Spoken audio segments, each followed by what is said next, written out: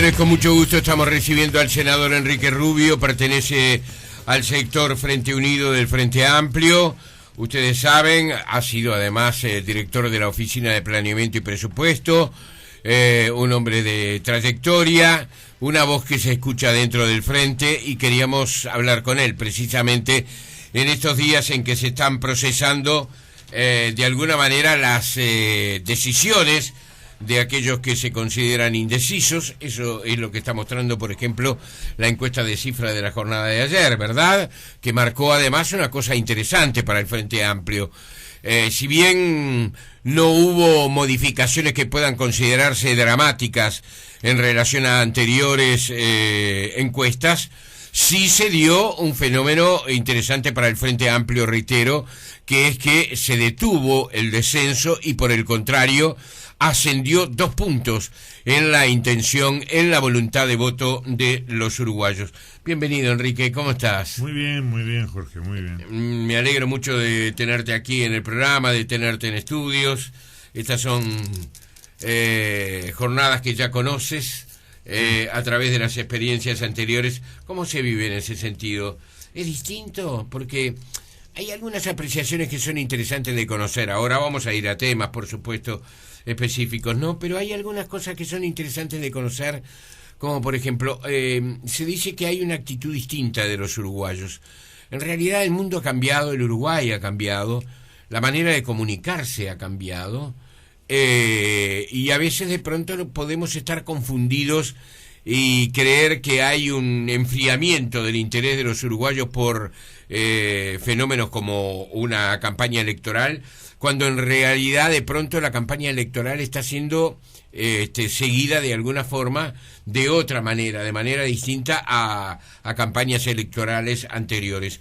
Por otro lado, se observan las calles, en algunos autos, se observan en algunos balcones de la ciudad de Montevideo, la aparición de las clásicas banderas que adhieren a uno u otro partido, como que se está templando. Llegó la primavera y también llegó, digamos, un aire primaveral para muchos uruguayos.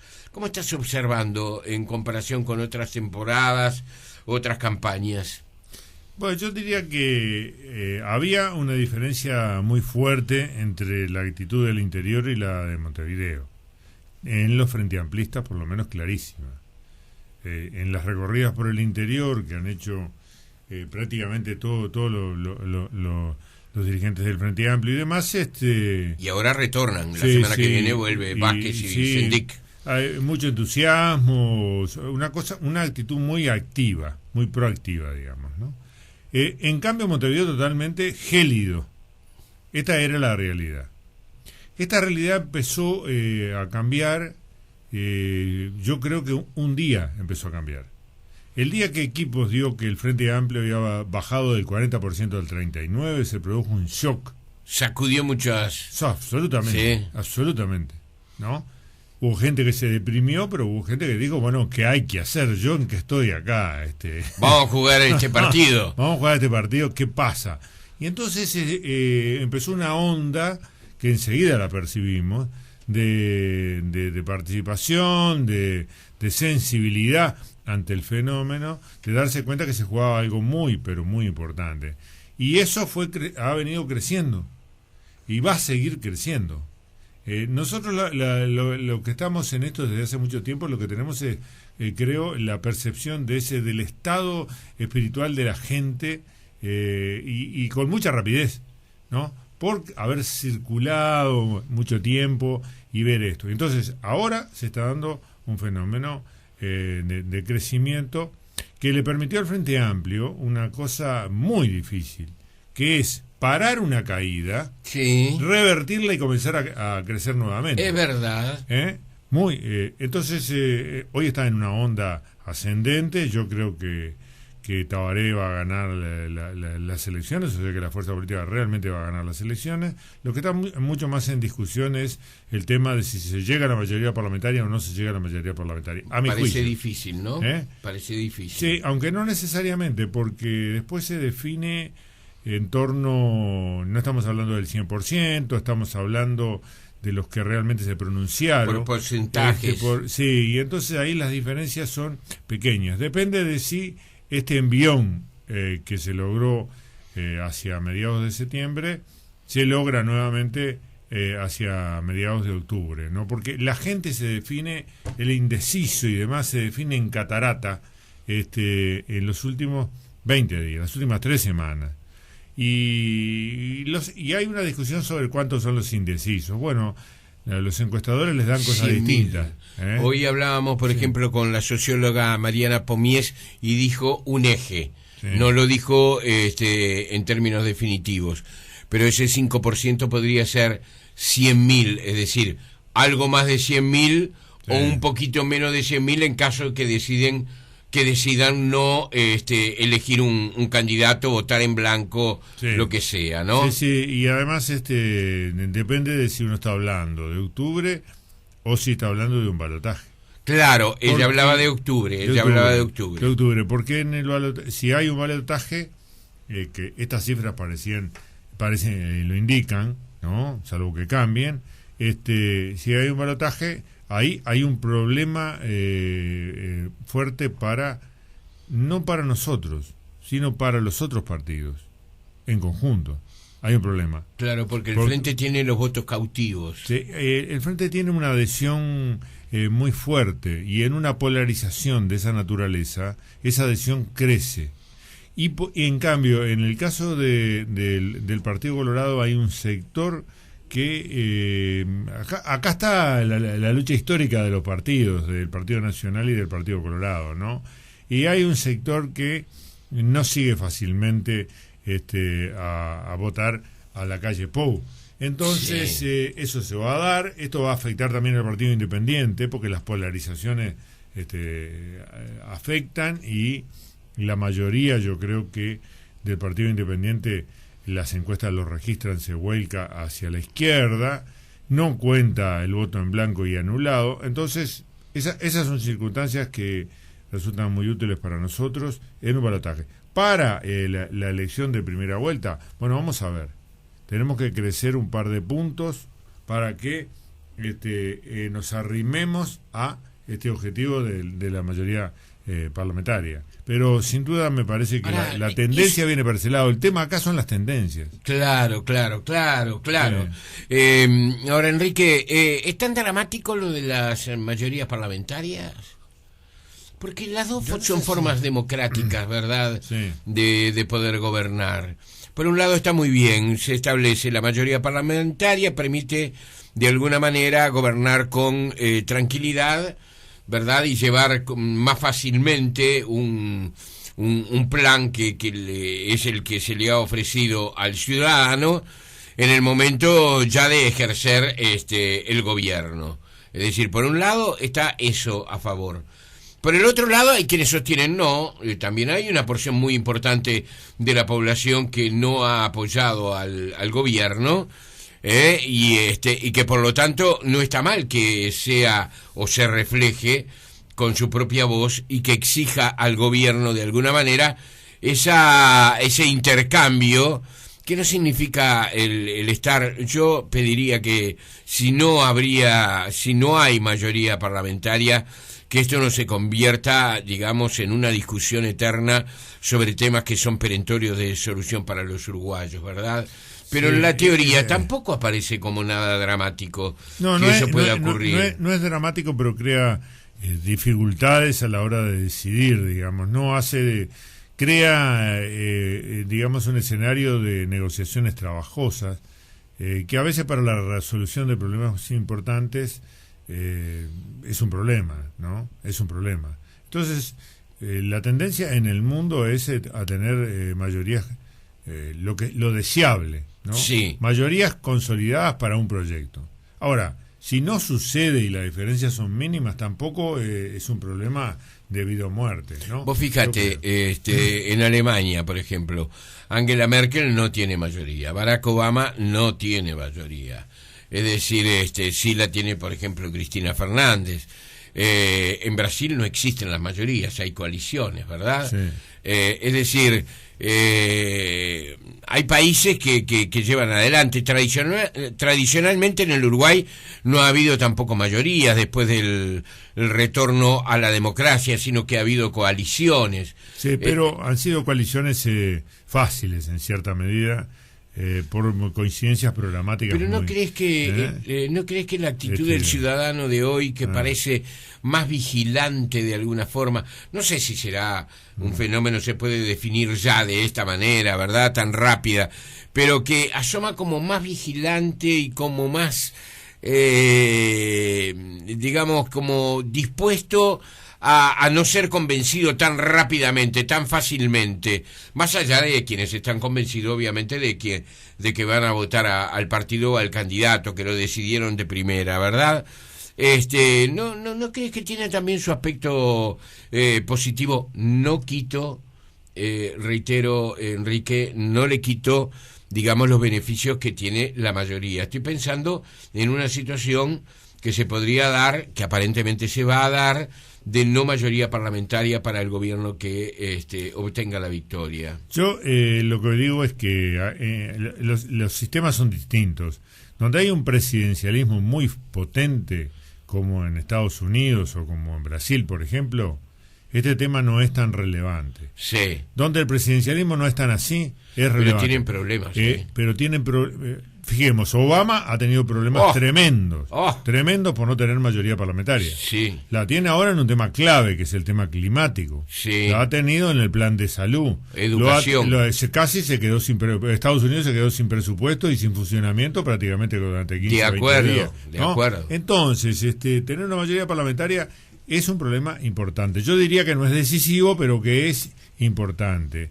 Porque yo vi sufrir a Alejandro Achugarri haciendo negociaciones entre el Partido Nacional y el Partido Colorado y teniendo que aprobar una rendición de cuentas escrita a mano, ¿no? En papelitos en el último minuto, porque había que constituir una mayoría parlamentaria y ser rehén de un voto, ¿no? Rehén de un voto que después se paga caro, ¿no? Porque hay gente que sabe que lo de él es decisivo y entonces dice, bueno, estoy exigiendo tal cosa en cuanto al contenido o una embajada o no sé qué, ¿no? Claro. La política tiene a veces esos vericuetos que no son muy conocidos, pero yo digo, es importante, no es decisivo.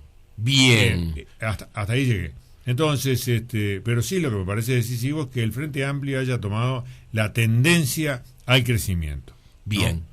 Astori ha señalado también en más de una oportunidad que, primero en las elecciones internas, ahora en las elecciones nacionales, el ciudadano frente amplista va a definir o va a decidir qué tipo de Frente Amplio quiere que gobierne. En ese esquema, el Frente Unido, ¿qué ofrece? Bueno, esto es la confluencia de la vertiente artiguista para los aspectos electorales, porque cada uno mantiene su identidad, su organización. En ese no ha habido fusión acá de organizaciones, y a 5005 que dirige Diego Canepa. Entonces nosotros buscamos, y algunos otros sectores que son más de tipo independiente, ¿no? Nosotros buscamos si se quiere, una renovación.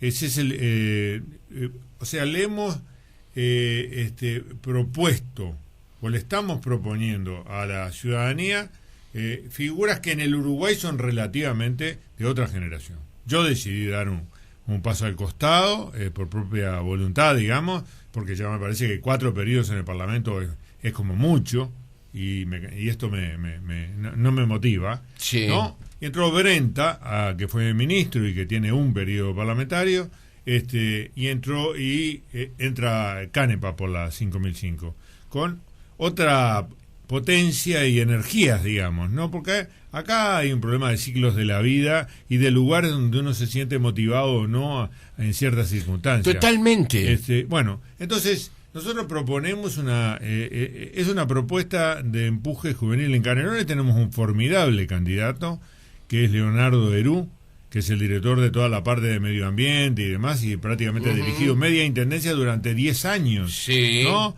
Y es muy joven, muy joven para Uruguay, digamos, 40, sí, ¿no? En otro país sería medio veterano, pero acá 40 años, es un pibe, ¿no? Sí, un pibe.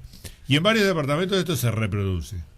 Hicimos un acuerdo al mismo tiempo con la lista de Raúl Sendic, con las 711, entonces en algunos lugares vamos juntos, en varios departamentos, prácticamente en la mitad del país, vamos juntos, en algunos lugares encabezando nosotros, en otros lugares encabezando Raúl. Entonces esto es una tentativa, una corriente, que es el Frente Unido, pero que también ha buscado acuerdos importantes con la 711 para buscar un proceso de renovación del frente. Bien. Que nos parece muy clave, ¿no? Muy clave. Bien, ¿en qué consiste esa renovación, Enrique? Porque no vamos a mencionar, porque sería de mal gusto y además no lo harías, pero ¿por qué hay que optar por el Frente Unido dentro del Frente Amplio y no por el Partido Socialista, el Partido Comunista? Yo sé que lo que tú estás expresando no es el no hacia los otros, sino el sí hacia ustedes, ¿verdad? Sí. Bueno, la renovación, ¿en qué consiste? ¿En nombre solamente? No es el nombre, no, es en nombres y energías, esto siempre importa, pero cuando nosotros en la 77-5005, un número que nos salió demasiado largo por esto de los acuerdos. Eso lo estaba viendo los otros días, sí. Me pareció un número además difícil de recordar para alguna gente, porque es nuevo. Aunque lo hemos ¿No pudieron apelarlo eso, Enrique? Lo hemos usado en otras campañas, pero la gente se apega a los números como parte de la identidad. Sí. Entonces, la 77, o sea, la vertiente, cumplió ahora 25 años y vamos a hacer un festejo en conjunto como parte de la campaña fuerte, digamos, el 5 de octubre, con la participación de Rada, que también adhiere a esta corriente, del Chole, de un conjunto de gente de la cultura uruguaya. Estoy pasando este chivo usando pero esto va a ser muy promocionado, ¿no? Está muy bien. ¿Y entonces, quiénes más están? Entonces, eso interesa del mundo de la cultura. ¿Querés decirlo o lo vas a decir ese día? Por ejemplo, el escultor, hay pintores, hay otros músicos. O sea, siempre hemos cultivado este aspecto. No usarlos para la campaña, sino tener una actitud hacia el mundo de la cultura. Sí. Y después traducirla en proyectos de ley, en un conjunto de mejoras, porque siempre la cultura como que es dejada de lado y en el Uruguay se ha convertido en muy central. ¿No? Ese es un diferencial, Enrique, porque justamente anteayer estábamos diciendo frente a este micrófono que hay un aspecto fundamental que tiene que ver con la vida del país, esos intangibles que de repente pesan tanto en la vida de relaciones y en los vínculos sociales, que es la cultura. Sí. Se habla muy poco de la cultura por parte de todos los partidos. Y realmente. Y la cultura es... que es una industria formidable, además. Es una industria formidable y es el gran diseño del alma de las personas. Sí. Entonces, si está Tomás de Mato... El reflejo de lo que somos, el espejo de lo que somos. El espejo de lo que somos. Si está Tomás de Mato en este proyecto que está, ¿no? Es una manera de significar hacia dónde uno apunta. Entonces, nosotros le hemos dado mucha importancia al mundo de la cultura, a esto de la renovación, y estamos convirtiendo en un eje, porque también tenemos convicción fuerte en la cuestión educativa, ¿no? Aparte de continuar con las políticas sociales, y en esto Brenta lo expresa mucho porque estuvo en el Ministerio de Trabajo, ¿no? Y aparte de expresar también la necesidad de ejecutividad en el Estado. Ajá. Canepa es un símbolo de eso, ¿no? Sí.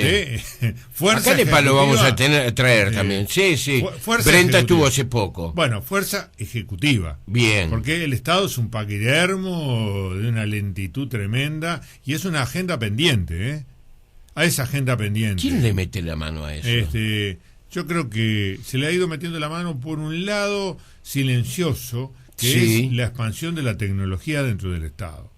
Pero que hay que hacer muchísimo más en la formación de los funcionarios públicos y en el pago por resultados, ¿no? Que de alguna manera haya estímulos por el lado de los resultados al buen trabajo. Este es un tema clave, ¿no?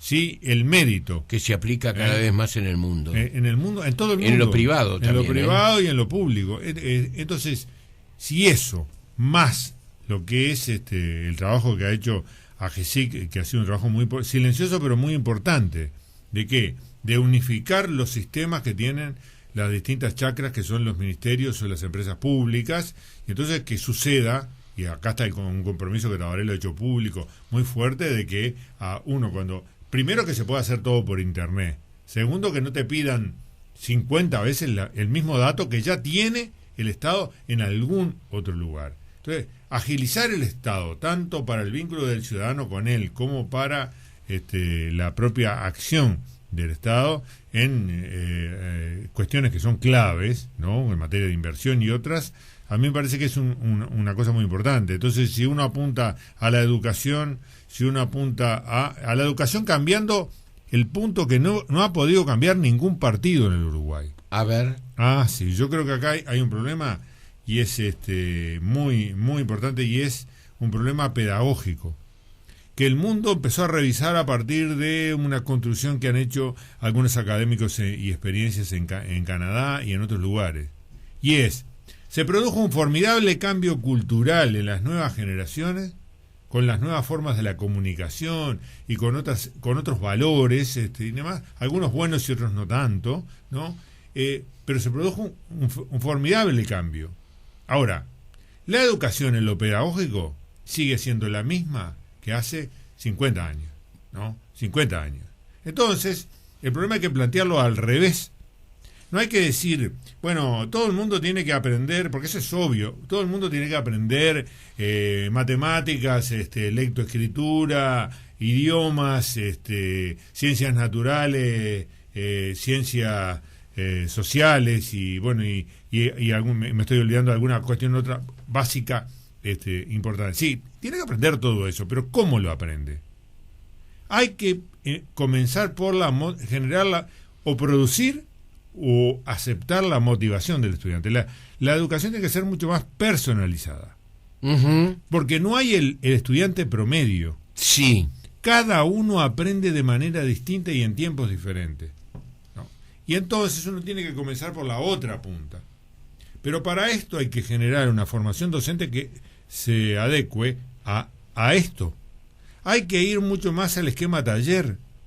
O sea, el aula tiene que ser mucho más un taller, no solo porque haya informática en el aula, sino también porque puedan haber cosas manuales o de expresión u otras.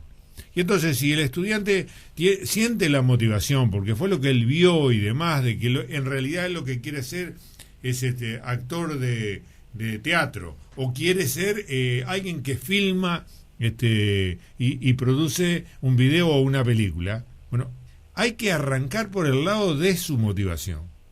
La motivación le va a crear, lo va a llevar a que cuando quiere hacer eso, tiene que resolver un conjunto de problemas. Tiene que cubrir las necesidades. Claro, entonces es a partir de los problemas y de la resolución de los problemas que se genera la demanda de que entonces hay que encontrar saberes, buscar en internet, saber escribir, ¿no? Porque si uno tiene que hacer un guión de la película, tiene que saber redactar y escribir. Y entonces, esto da vuelta el planteo pedagógico. Segundo, lo da vuelta al planteo pedagógico si toma como un conjunto unificado, lo que se le llama la currícula única, que en términos más comunes vendría a ser un sistema integrado y único entre los 3 años y los 17 años. El problema que tenemos es que no está coordinado pedagógicamente esto. Claro. Y entonces se producen pasajes que son traumáticos, donde la deserción campea después, ¿no? Hay un pasaje traumático entre primaria y el ciclo básico. Hay otro pasaje bastante traumático, que es cuando se termina el ciclo básico y no se sabe para dónde agarrar. Entonces, esto tiene que ser un sistema unificado. Es un sistema unificado desde Finlandia a China. O sea, no estamos inventando la pólvora. Esto ya fue inventado. Tiene que estar los mismos principios pedagógicos que insisten en formar capacidades, formar en saberes, pero también formar en la capacidad para resolver problemas. Por ejemplo, si uno junta un conjunto de estudiantes en una clase y le dice, bueno, ¿cómo diseñarían ustedes desde la comida de su casa hasta una central termoeléctrica, ¿no? Plantea un desafío. Ese desafío no lo puede resolver un docente. Entonces lleva a un trabajo entre docentes, con equipos de estudiantes. Esto es algo que si convierte el aula en un taller y los liceos y demás instituciones las lleva a dimensiones humanas, que es un poco lo que dijo Tabaré el otro día. Tenemos 2.300 escuelas y tenemos 400 centros de educación media para el mismo número de estudiantes. Entonces, eso significa que tenemos lugares que son inmanejables, ¿no? Uh-huh. Inmanejables. Entonces, la infraestructura tiene que estar adecuada a esto. El docente tiene que estar adecuado a esto. Esto cambia la formación docente. Y esto requiere medios económicos. Porque si uno quiere que un docente se concentre y esté 4 años en el mismo centro, de acuerdo, ¿no? En el mismo centro, y además es una zona muy difícil, tiene que darle un conjunto de estímulos y darle un nivel económico que haga que no se lo lleve la actividad privada o la actividad pública de otro lugar, porque están concursando en todos los lugares donde aparece algo, fugan. Ahora, ¿por qué? Porque aumentó mucho, sí, aumentó mucho, pero no lo suficiente. Enrique, la idea parece ser interesante, pero entonces llegamos a un punto que yo te planteaba, creo que fuera de micrófono, cuando decían, ¿se podrá aplicar eso? Porque ha habido grandes resistencias en el mundo de la enseñanza para ideas que también eran interesantes. Bueno, por ejemplo, lo de Rama podrá considerarse como polémico, pero era realmente un emprendimiento interesante. Sí. Y fue permanentemente, yo no diría saboteado porque sería un término excesivo, ¿verdad? Pero sí fue hostigado. En más de una oportunidad, yo lo he dicho, lo reitero, tenemos la percepción de que no hay una idea clara, incluso por parte del ciudadano, de quién gobierna concretamente en el campo de la enseñanza. Pero estoy de acuerdo, pero tomemos los ejemplos, ¿no? Hubo una política consistente para la educación inicial y ha habido una enorme expansión de 0 a 6 años, ¿no? Hay 250 centros nuevos en estos años, en esta década. Entonces la cobertura se amplió mucho. Hay que ampliarla igual mucho más, ¿no? Mucho más. Y ahora vamos hacia los 3 años. La cobertura universal en los 3 años y que los CAIF y demás se desarrollen en forma importante antes. O sea, ahí no ha estado el problema. No ha estado el problema tanto en educación primaria, aunque hay problemas en educación primaria, y ha habido una revolución en materia universitaria también silenciosa y no conocida. La década arocena va a quedar en la historia. En el Uruguay se descentralizó la universidad por primera vez en su historia. Ahora hay centros y campus y demás desparramados por medio país, ¿no? Y hay varios miles de estudiantes y de investigadores que están trabajando en centros regionales en distintas partes del Uruguay. Aumentó la oferta en la universidad, la oferta de carreras en un 50%. Y al mismo tiempo el egreso se duplicó en relación con el ingreso, que siempre había una distancia, y sigue habiendo una distancia muy grande, entre la cantidad de los que ingresan por año sí. y las de los que egresan, sí. O sea que salen, pero aumentó un 50%. Entonces, se creó la Universidad Tecnológica, se creó el Plan Ceibal, o sea, se crearon un conjunto de herramientas muy importantes para poder dar un salto en el nivel crítico que es la enseñanza media. Ahora, yo creo que esto depende de la voluntad política.